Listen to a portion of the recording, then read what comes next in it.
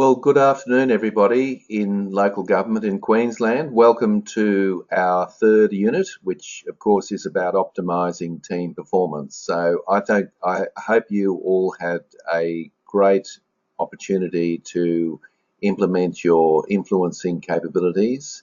If you haven't completed the influencing diagnostic, then let me know and I can send you a link. But of course, your homework from Unit 2 was to go out and attempt to be more influential using a variety of approaches. Remember, there were four: investigation, calculation, motivation, and collaboration. So I hope you've had some fun with that and you've made some inroads in terms of your capacity to get to be more persuasive, if you like. So we're going to look at the whole notion of getting the best out of people during this unit, and of course, like everything else, you'll be given some practical homework to do at the end of this, which you can implement virtually straight away. The other thing that's important is that you'll be sent a copy of the slides, and you'll also be sent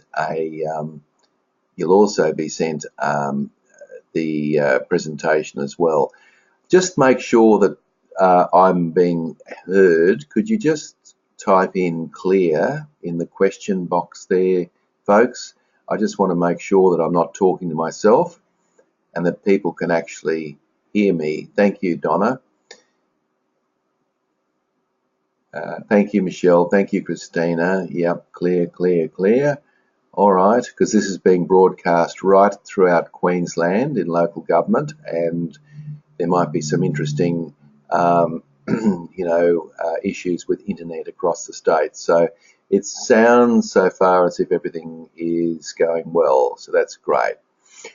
All right, so let's get underway. And of course, the idea is if you've got questions or comments or statements that you want to make throughout the presentation, just type them in the question box there, and I'll stop and respond to those the moment they come up, because that's the best time to respond, the moment you think about them. All right, so let's get underway and let's have a look at what I think, at least, is really the primary role of a leader in local government, or indeed a leader anywhere. And that is, I think your primary role, as it says there, as a leader, is to get the very best from each member of your team. Now, I know some of you might be thinking, well, if you knew some of the people that I was leading, it'd be pretty hard asked to get the best from them.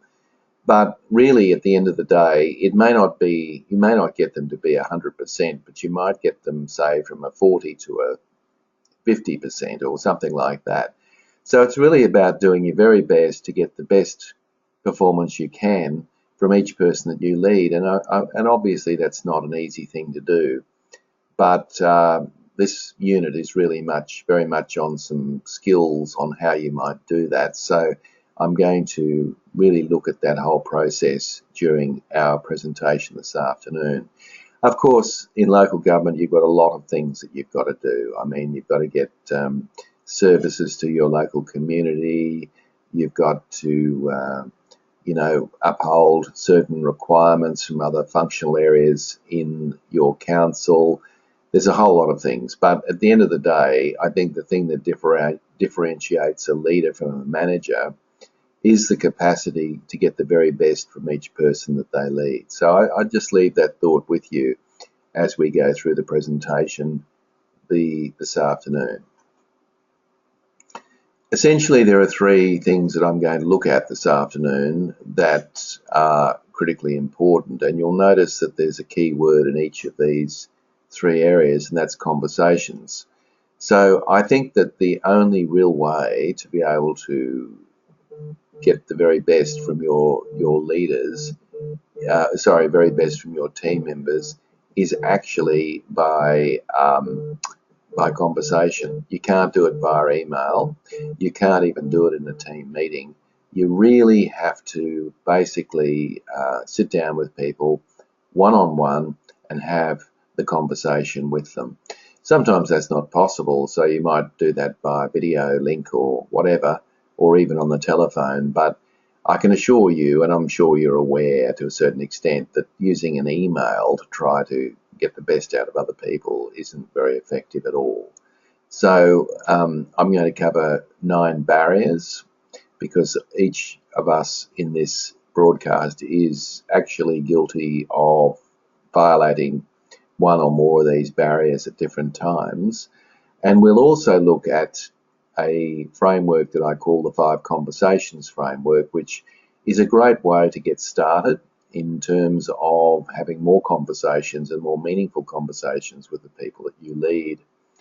And I'm going to finish up with 5 more developmental conversations. So essentially you're going to get 10 different types of conversations in this hour for you to start to think about and start to develop some more habits around having more conversations with people.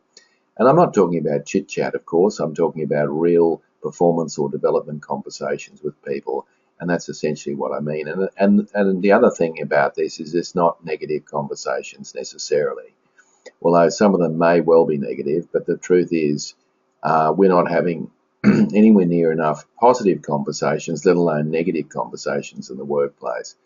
So that's what we're covering in this hour. But I think before I get any further, I want to share some sobering statistics with you, because I think it's important for us to understand what's happening out there across all industries, not just local government, in terms of engaging people and leadership. So let's have a look at some of that. I'm going to turn off the webcam because I can't see my screen, let alone you being able to perhaps see your screen. So I'll just turn that off if I may. Thank you. Okay. Now, here are some statistics. This will come up on your screen now. So 79, gone again, here it is. 79% of organisations worldwide struggle to engage and retain their employees. Wow. So all over the world, across 21 industries, across cultures, we have got a real issue about engaging people in the work that they do. And that is, so if you think you might be having issues in your organisation, trust me, there are issues occurring everywhere. So no industry is immune from this concept of engagement. So that's a fairly sobering start. Here's another statistic. 86% of organisations believe they don't have the adequate leadership pipeline to address these problems. So we're not growing leaders, and part of a leader's job, of course, is to grow leaders, is to look at your team and try to foster leadership capability within the team that you're leading. So who in that team has some potential to be a leader, and what are you doing to encourage them to be that leader, are the questions that you should be asking yourself. 90% of leaders rely on their own ideas rather than seeking involvement from their team. So worse still, 89% of leaders fail to listen or respond to interpersonal cues from those they interact with. So I don't think we're involving enough people in our decision-making process.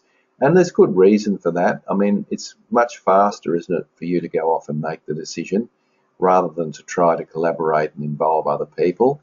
And then, of course, you've got the problem about whether other people want to be even engaged or involved in the decision making. So you can understand why the figures are the way they are. But the reality is they're pretty sobering stats, if you ask me. And I think what we've got to do is start to think about how we can engage people in the process of giving their best at work. And the best way to do that, of course, is through the process of conversation, which I'll talk about, obviously, for the rest of the presentation. Only 5% of leaders are effective at building trust in their interactions with team members. That's pretty disturbing, because it means that 95% of leaders aren't that effective at doing that. So, obviously you don't have to answer this, but in your head, you might want to think about this. How good are you at building trust in your team? Do your team members trust you implicitly? Is a good question. Now, obviously it takes two to tango. I mean, at the end of the day, some people aren't very trusting.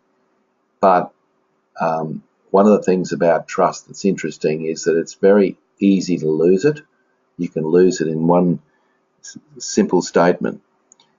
And it often takes a long time to accumulate. So it's not something that's necessarily you can press a button and you've automatically got people trusting you. So it really is the essence of leadership. So, I'd be working very hard if I were you in building trust. So practice what you promise, walk the talk. If you say you're going to do something, do it. And if you can't do it or you've got doubt about it, then don't say it. There's a whole lot of fundamental things that you can do, and you might be thinking, yes, but my boss isn't very trustworthy. Well, your boss may not be trustworthy, but that doesn't necessarily mean you have to follow suit. So you just make a decision right now that I'm in the business of being trusted, and that's a good starting point to be. 60% of employees felt their self-esteem was dented by their leader at work, right? These people would rather do almost anything than sit through a performance conversation with their boss. However, here's the interesting part. Although they did acknowledge that a good boss with excellent interpersonal skills would enhance their productivity by as much as 60%. Okay, so basically we've got to learn to have good conversations with people, and if we do that, we're a long way ahead. 79% of employees who quit their job will cite a lack of appreciation as the key reason for leaving. Not in a way, oh, my boss doesn't appreciate me, but really it's in the actions and the way they follow through. And I know, having been involved in many exit interviews in local government and elsewhere, when people are completely honest when they're leaving to move somewhere else, they will tell you the reason for their leaving. And often those reasons are poor relationships, working relationships, poor working relationships with their boss.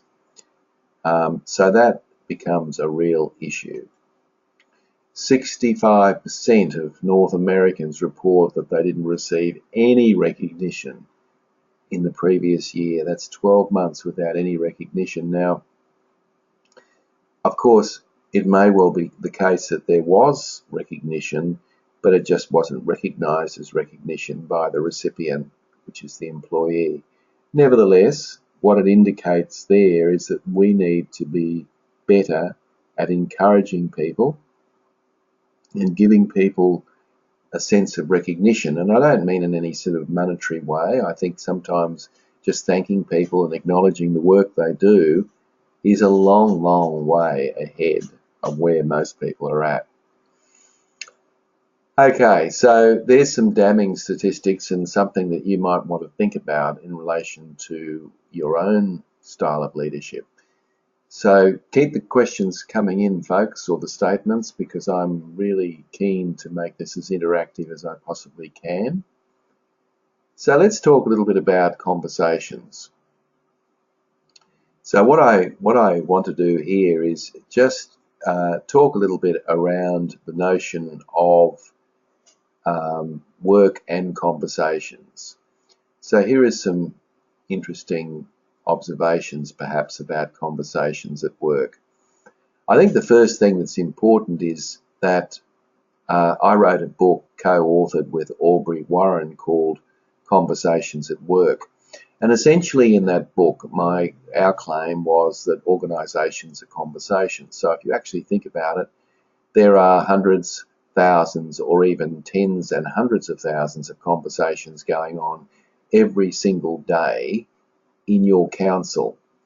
And these conversations are going on in the lunchroom, they're going on in the boardroom, they're going on in the council chambers, they're going on in offices of managers, they're going on in the outdoor workforce, they're going on everywhere. So one of the things to think about is that if organisations are conversations, then it's the quality of those conversations that become critically important in terms of what we do about those. So the argument is that organisations are really a series of conversations. And so, if at the end of the day you're talking about one thing, you're talking about another thing, most of the conversations that you have, I dare say, are what I would call technically centred. In other words, technical centred conversations. In other words, these are conversations about the job at hand, the services that you provide, the local community, or if you're an internal service provider, what you do about providing that service across the organisation. So I would say the other 20% are likely to be performance conversations and developmental conversations. And what I'm suggesting is not that we should reduce the number of technical centred conversations. We need them, and of course they're important. But what we should be doing is to increase the amount or percentage of people-centered conversations, which are really about development and performance. And that's what this unit is all about, is how to talk about how to actually do more of that. So that becomes critically important. Good quality conversation is sadly neglected. I think it's fair to say that people are spending more time these days staring at a screen than they are in having conversations directly with the other person. Even a lot of those conversations now are done via a screen, and at the end of the day, that's exactly what I'm doing here right now. So technology has an important role to play, but I think what happens is that we're using technology too often when we really should actually be having a conversation with someone, whether it's on the phone or face to face. And I think that's the part that I worry about. There is a bit of a myth around about this, that people often will say that there is an art to conversation. There's some sort of special talents that people either have or don't have in terms of having conversations. And I think this is a bit of a myth, because the fact of the matter is that you and me have conversations every day in lots of different capacities. Some of these conversations are short, some of these conversations are long, some of them are meaningful, some of them are meaningless. Some of these conversations are formal, some of them are informal. Some of these conversations are structured, others are unstructured. Some of them are formal, some of them are informal. They go on in the corridors, they go on everywhere, as I said before. So I'm not convinced that there's a real art to having conversations. I think it is fair to say that the difficult conversations, the ones around performance where people aren't performing, I don't doubt for a minute there are skills involved in those conversations, of course. But I think most of the conversations that I'm talking about here aren't those sorts of conversations. They're just connecting with people. So you might want to have a think about whether that in fact is the case for you. Another concept is, I've asked you the question, have we lost the need for conversation? Because we've got technology and that we use it obviously in greater frequency, do we actually need to talk to each other again, one another? I think the answer to that is yes. I think that at the end of the day, we're still human beings, and we still need to feel some degree of professional connection with those that we work with. So I don't think we've lost the need for conversations. I think what's actually happening is that more and more of those conversations are occurring either via text or by email or video conferencing or whatever. And I think a lot of that is very legitimate. But I think the problem is we're often using technology as a way of not having the old-fashioned face-to-face conversation. I was talking to a manager the other day, and it wasn't in local government, it was in private enterprise. And I said, I was talking to him about, this whole concept of conversations. And he said, oh, that's very good, but we don't have time for conversations, which I thought was a rather interesting comment. So I'm thinking to myself, well, I wonder what they do. I mean, they must talk to each other. So I think his assumption really was that that conversations are kind of chit-chat, that they're frivolous, they're not really relevant, and because of that, we don't have time for it because we've got work to do. Not thinking for a moment, of course, that work itself is, or conversations themselves can constitute work. Two of my favourite authors are Kushner and Posner. They talk about this whole notion of, in fact, if you want to get a good book on building trust and credibility, in fact, the book's called Credibility, grab a copy of Barry Posner and Jim Kushner's book, Credibility. Fantastic read. But in that book, in the first chapter, Kushner and Posner make the comment that leadership is a relationship. And I think that's a brilliant, brilliant concept. Leadership is a relationship. Now, not a personal relationship, obviously, but leadership is a professional working relationship. And if you think about it, how can you possibly get the best out of other people if you're not in a constructive working relationship with one of the people who are your direct reports? It's not possible. It's not going to happen. They're just going to go through the motions. So you can't get the best out of people if you're not in a working relationship with them. So my question to my colleagues, Kushner and Posner, is this. It's a simple question. How do you have a relationship? So if we argue that leadership is a relationship, then my question is, how do you have that relationship? And the answer, of course, is one conversation at a time.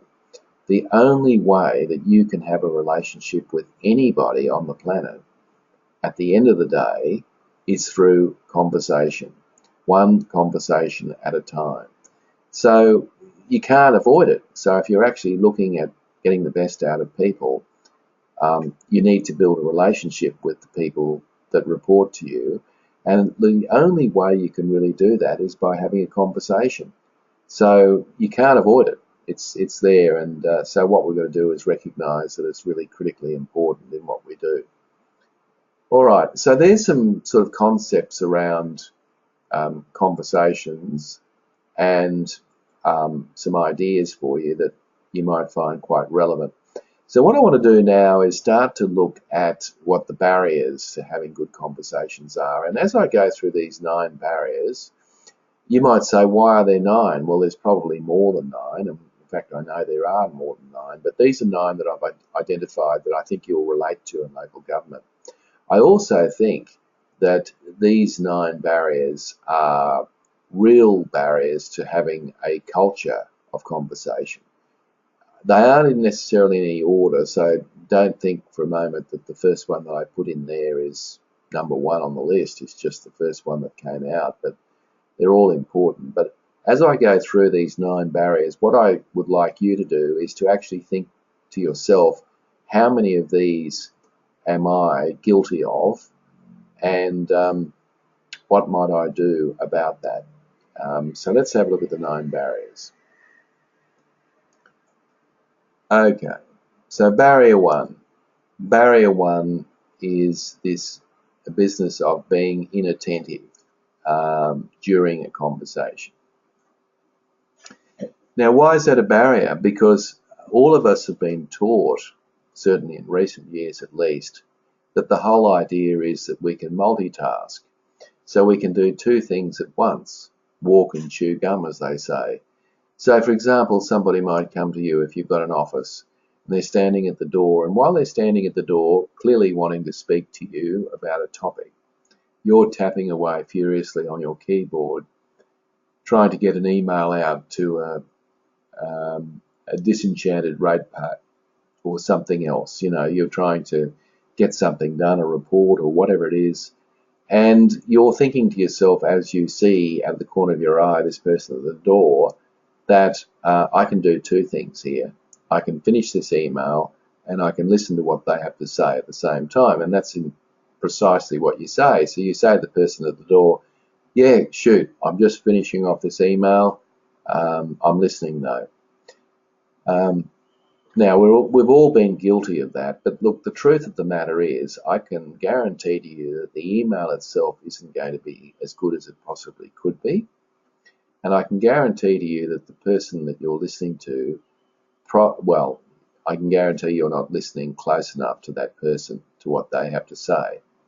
So in other words, you're not really doing justice to either of those two tasks, but you think by doing them both together, you're being very efficient. Well, you're not. You're being very inefficient, in fact. So the smart thing to do would be to, if, for example, the report that you're doing is critically important and deadline driven, you might actually say to the person at the door, look, I've got to finish this report. The moment I finish it, I will come over and we can have a discussion, but at the moment I've got to get this thing done. Right? So there's nothing wrong with that. On the proviso, of course, you do follow through on that and do talk to the person as soon as you finish the report. There's no problem with that. Everybody understands that those things are critical. Of course, the other matter could be that you notice the person quite agitated at the door and you think to yourself, well, you know what? That looks like it might be a serious issue, and you stop the email, draft, close the laptop if you've got a laptop open or whatever, but you turn your full attention to the person at the door, ask them to come into the office, and you talk to them about what it is they want to talk to you about. So that's the way to do it. And then, of course, you come back and finish off the report after you finish the conversation. So my view is that, and of course, what the whole, all the research is showing now that we're just not geared or wired to multitask. We have all these jokes about, you know, women are good at multitasking and men aren't and so forth. You know what? The truth is none of us are good at it. The research shows that our brains simply cannot process two things at once and give optimum output to both of those activities. So my view is, if you're going to have a conversation with someone, have a conversation with them. Don't do it in a half-hearted way, doing something else. So that's barrier number one. So let's look at barrier number two. Barrier number two is the idea of, this is taking a while to come up. Here we go. No, gone again. There it goes. Barrier number two is restricted information channels. That is, I'll tell people on a need-to-know basis, or another saying I often hear in local government is, no news is good news. If you need to know, I'll tell you, otherwise don't worry. So you get all of this sort of talk, and what we tend to do is we restrict the amount of information that we are prepared to share with the people that we're leading. And that's problematic for a lot of reasons, because first of all, it works on a very poor assumption, and the poor assumption is that that we don't trust people. Basically, that's what it means. So if we're not sharing information with people, we're basically saying we don't trust you with this information. That you might go to the local newspaper, or you might go to the union, or you might, you know, I don't trust you, so I'm not going to tell you. Then that, of course, is not lost on the team member. They understand that. So that's quite problematic, because if we're talking about building trust and credibility, then there's a surefire way of losing it very quickly. I think another reason that managers don't share information is that it takes time. and really they probably feel that it's best to just get on with what they need to get on with. Or the other reason we don't share that information is we think that the employee has already worked it out. There's lots of reasons, but at the end of the day, if the people who are your direct reports don't have the same quality of information that you have, and they don't, in other words, they don't have your line of sight between what they're doing and the end result for the ratepayer, then they can't possibly come to the same perspective as you in terms of that. So that becomes problematic, definitely. So my suggestion to you is to share. I mean, obviously there's some information you can't share. I completely get that. But if you're in doubt, rule of thumb is if you're in doubt, should I or shouldn't I share this? It's probably a good sign that you should share it because there's a good reason for sharing it.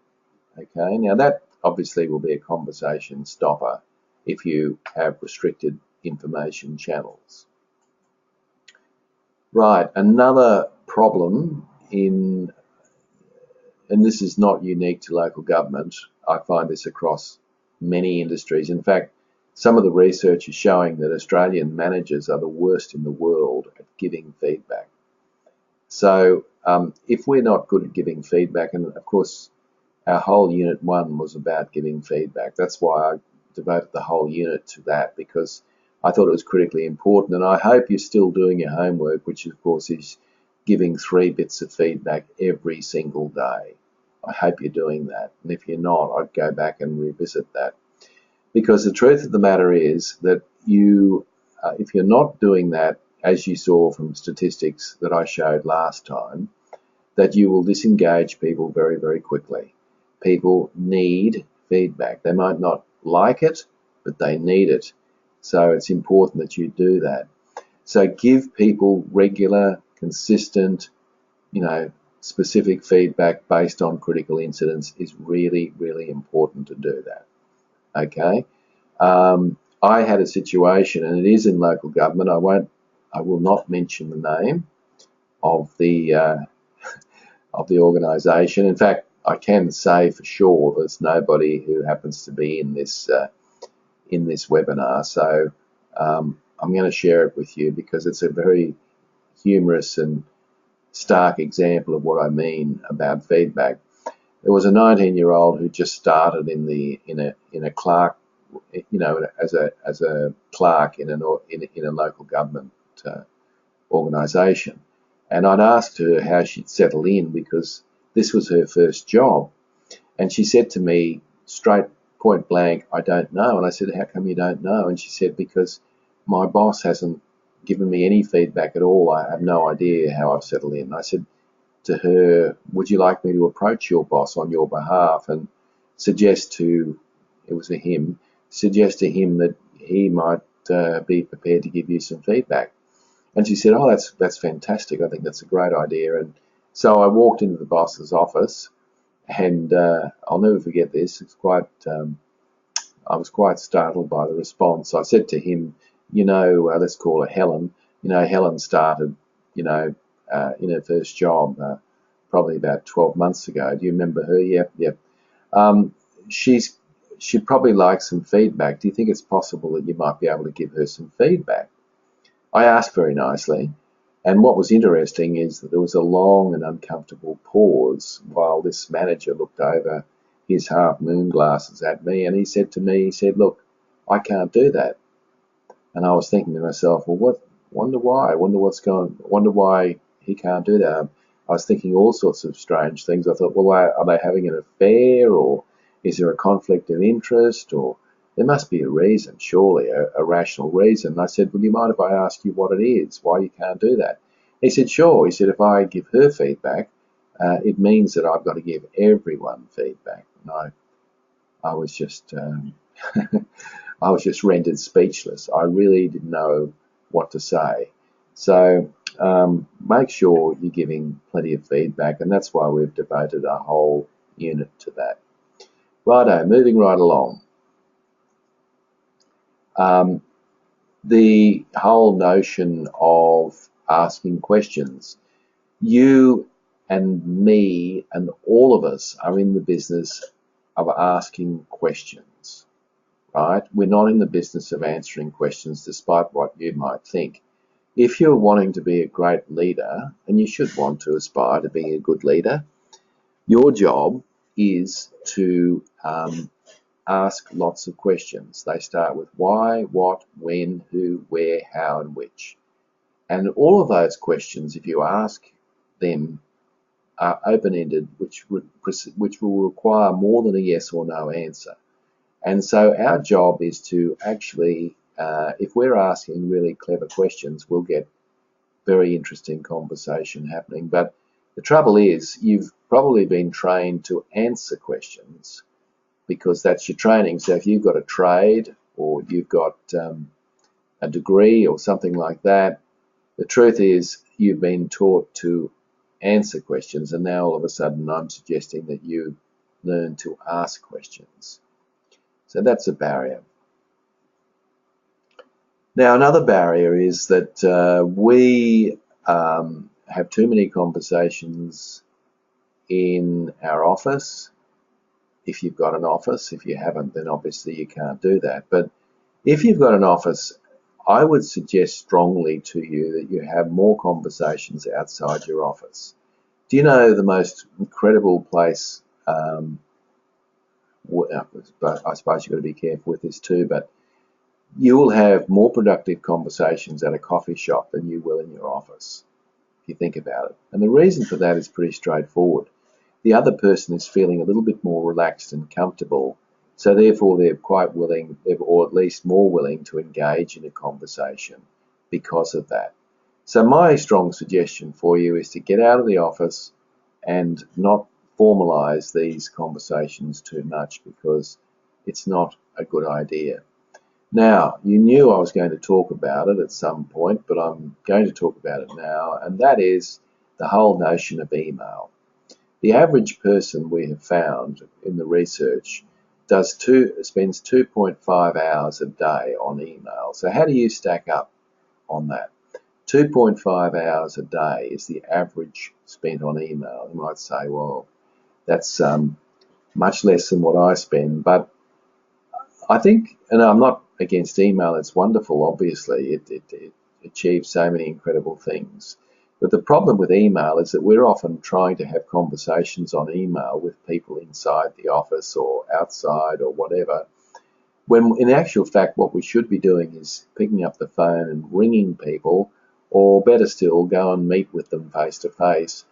Funnily enough, you'll actually get more done in a face-to-face conversation on a complex issue face-to-face than you will by email, because email is asynchronous, and what that means is that when you send an email, the person will respond in their time, not your time. So we've all been waiting for email responses, and people will respond to them whenever they're ready to respond.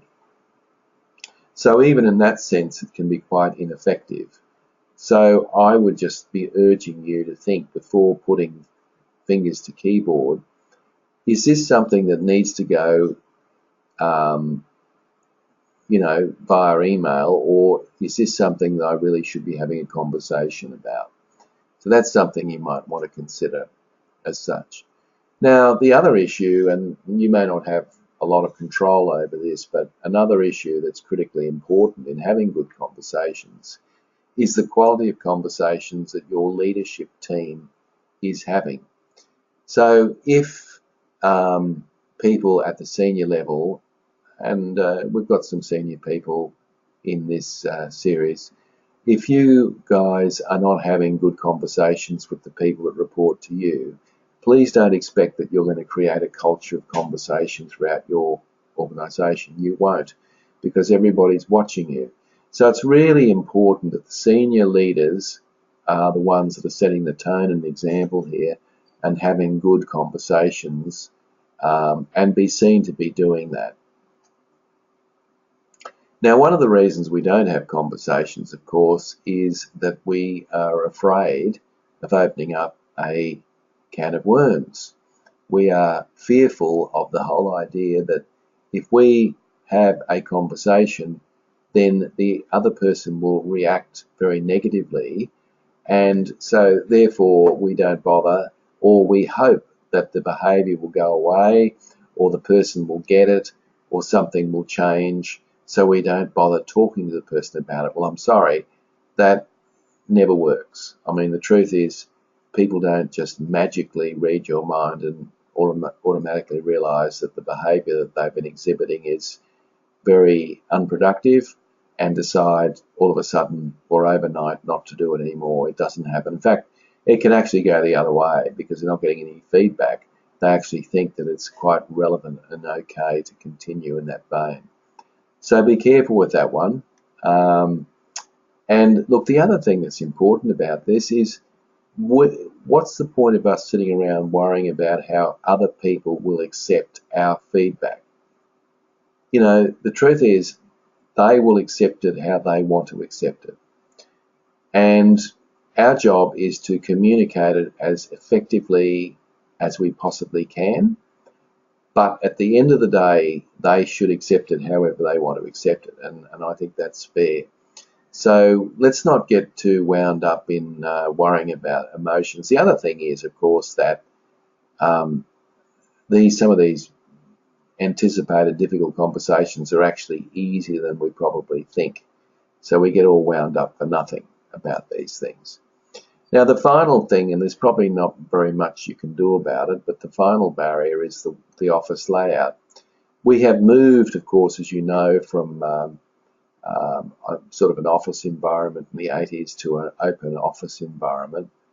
And the reason for that is, I guess, well, the main reason is so that we can get people to be communicating more with each other because there are no physical barriers there, such as doorways. Now, the problem that we've found, and the problem we're finding, is that whilst there aren't those physical barriers, people are fearful of having substantial conversations with others because they know that it's going to be heard throughout the office. And by the time they book a meeting room and all the rest of it, it's probably not worth it. So they don't say anything. So in other words, open office environments do create superficial conversations, albeit more conversations, but far more superficial. And people just have trouble wanting to book the room and all the rest of it. So you can see that that's a real issue as well. Okay, so guys, let's move on now to the next, or the second thing that I want to cover in the workshop, bearing in mind, or the presentation, bearing in mind, conscious of time. I want to talk about the 5 conversations framework. This is a framework that you might use in your own workplace to help you develop more of the habit of having conversations with your people. I know it works brilliantly. There are a number of people in local government throughout Queensland using this. There are people in other organisations around the world that are using this as well. So you might find it very useful for you too. So you'll notice on the left-hand side, you've got the month. So the argument is that you should be having one short conversation every month.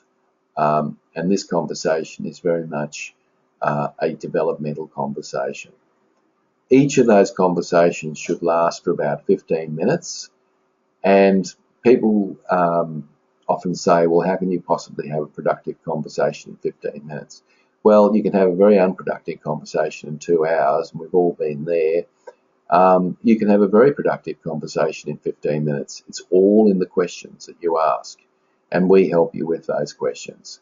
You can see the next column shows you what those 5 conversations are. So you've got climate review, strengths and talents, opportunities for growth. You've got the 4th conversation, which is learning and development, and the 5th conversation around innovation and continuous improvement. So there's a bit of thought going into the order of those conversations and, in fact, the content of those. So the rest of the model there, as you can see, covers some of the questions to ask, what sort of things are covered. So I'll just spend a bit of time running through that with you, and then I'll share with you another 5 conversations. So folks, if you've got questions or comments, you know what to do. Just type them in over on the question box, and I'll happily respond to those as we get to them. All right, so let's go through each of those. Just going to turn off the webcam there for a moment. Okay, so we have month one, we have a climate review conversation. Now, really, that's essentially about job satisfaction, morale, and communication. Now, we spend hundreds, if not thousands, or even tens of thousands of dollars a year doing online engagement surveys. And people are very skeptical of these things. And what happens is that the participation rate gets lower and lower each year. One of the reasons for that is, apart from busyness, is that people don't feel it's worth it. By the time I fill it out, and nothing's going to happen with it anyway. So what is the point of me completing this? So there's quite a skepticism around that. I'm suggesting that you can have a conversation with your people about those sorts of issues anyway in a pretty safe way. So, for example, the first question that you can ask in conversation one, which is climate review, is simply this. On a scale of 1 to 10, 10 being high, 1 being low, how would you rate your current job satisfaction? That's the question. Now, if they say 6 out of 10, then you can say why. And so that leads on to opening up a conversation about job satisfaction. You can then say, is there anything that I can do to perhaps get you from a 6 to a 7? Okay, so now I'm talking about what I can do as a leader that might assist that person to enhance their job satisfaction. I can then also talk about what they need to do to enhance their job satisfaction as well, but I'm doing it from a credible point of view because I've looked at myself first before I've suggested something to the other person. So that's a really nice, easy conversation to get into. In conversation on month 2, we've got the strengths and talents conversation, and instead of starting with the negative and going for the jugular, why don't we start talking about people's innate talents? We've all got them, and if we can find out what they are and harness them in the work that people do in local government, either now or in the future, it can make a huge difference. So bearing in mind, I'm expecting people to come to each of these 5 conversations well and truly prepared. All right, so I don't expect someone to sit there with their arms folded in this conversation saying, don't know really, haven't thought about it. I actually want them to think about it, and I want them to come to that meeting having thought about it. By doing that, I'm in a much stronger position where I can actually work with that person and have a decent conversation. Right, so I've started on an upward spiral of positivity rather than starting on a negative downward spiral, which is where most people start when they want to talk about performance in the workplace. So the next conversation is around weaknesses. It's about opportunities for growth, and we've all got opportunities we've all got things that we've got to improve on. There's no question about that, and so let's have a conversation about that. Let's talk about that. The rule of thumb here is that people can only bring up one area per conversation because otherwise it becomes too overwhelming. So again, they will come to that meeting volunteering, having volunteered an area that they think that they can improve in. And then it's your job to actually assist them to do that. Then if you think about it, conversation 2, strengths and talents and opportunities for growth, you can understand why conversation 4 is there. Conversation 4 is around ways and means of supporting the growth of that person so that we can maximize their strengths and to limit their limit their weaknesses. Essentially, that's what I'm trying to do. And this is not all about sending people off to courses. This could well be you coaching them or you mentoring them or you showing them how something works. So there's a whole lot of informal learning that comes out of conversation number 4 that's critically important. And then conversation 5 is all around innovation and continuous improvement, how we can actually improve the efficiency and effectiveness of the organisation. So conversation 4 is about themselves.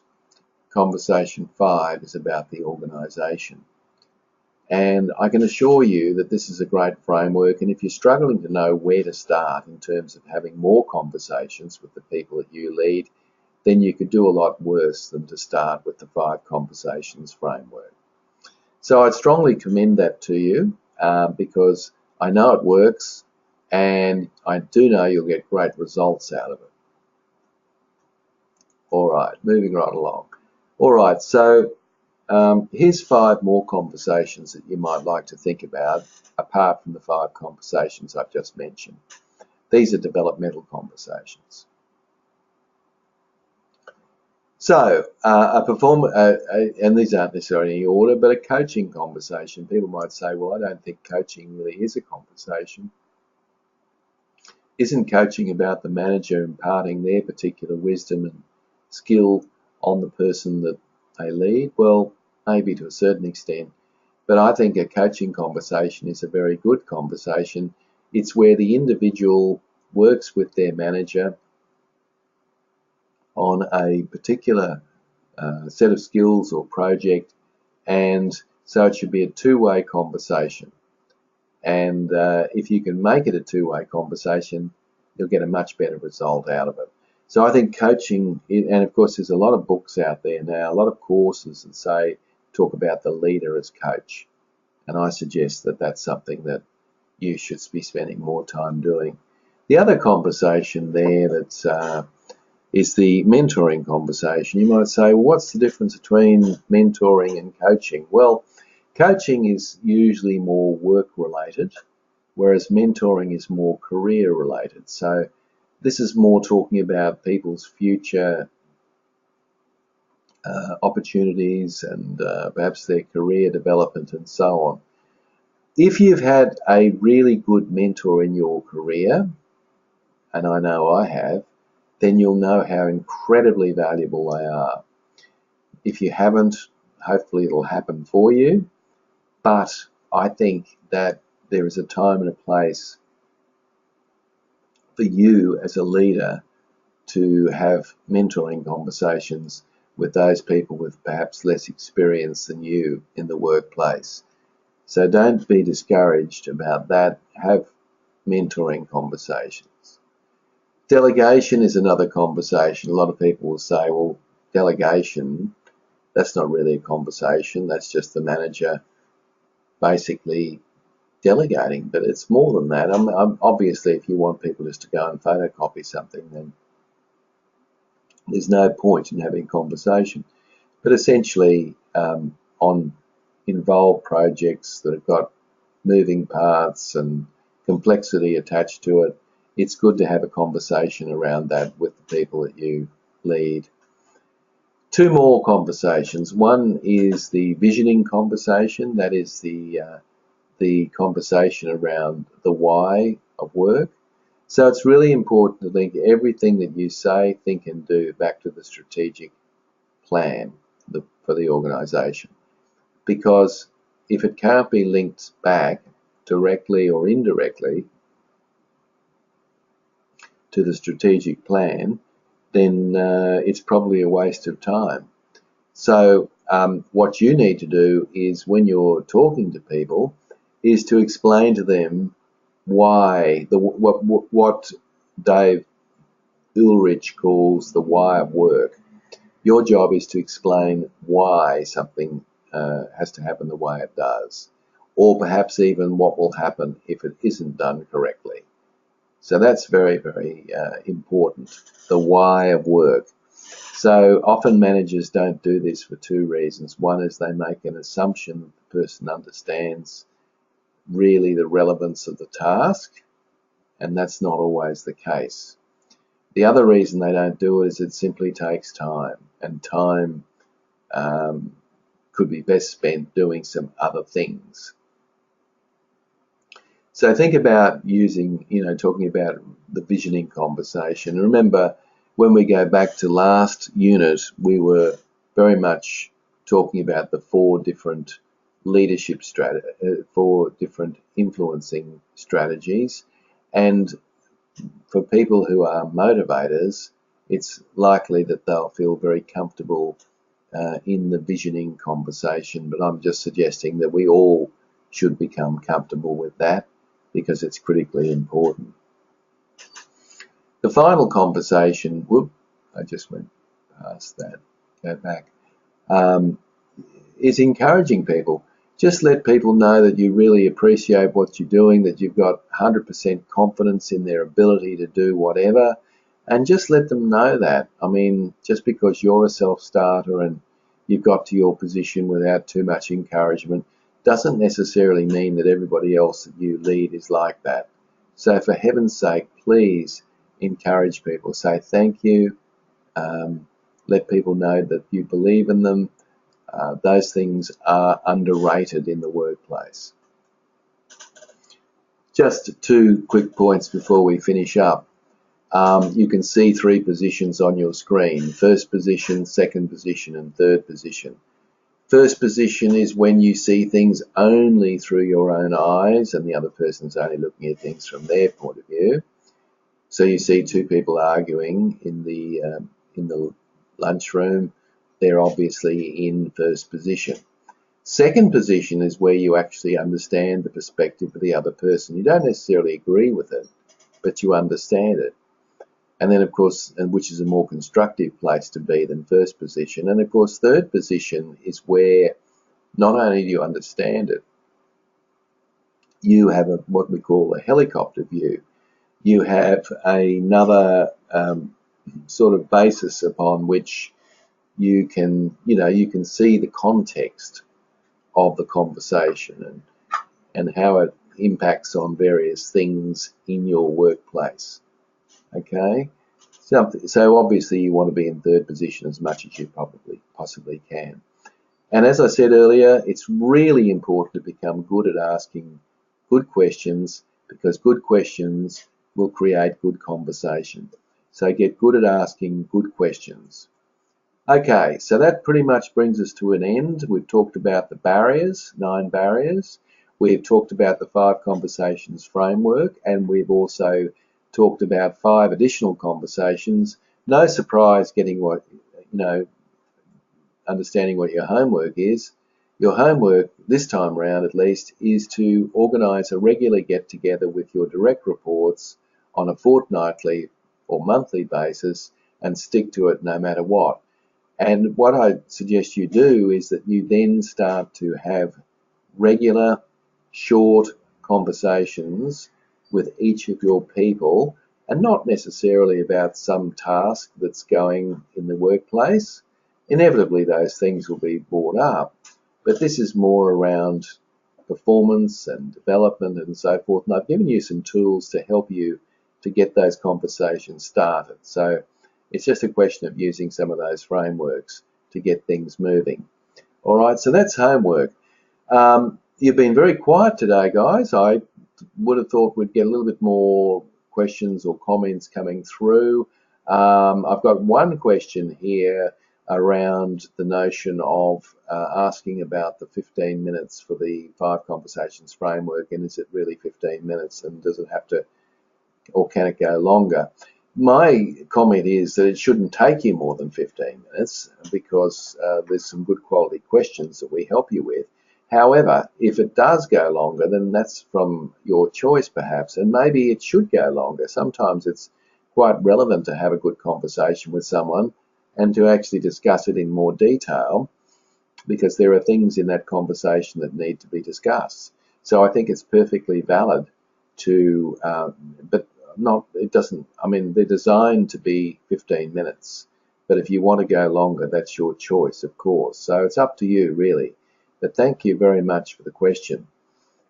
All right, and you can see there that we're up to module 3. It should be coming up on your screen now. Oop, there it is. And you can see there that we've got through module 1, module 2. We've just completed module 3. We're going on to module 4 when we meet again on Friday the 25th of August. Don't forget, I'll be sending you out a set of slides, and I'll also be sending you out the recording as well. So you'll get both of those, and you can review that information at your leisure. So guys, have a wonderful weekend, and what I strongly recommend that you do is start to implement a culture of conversation in your workplace.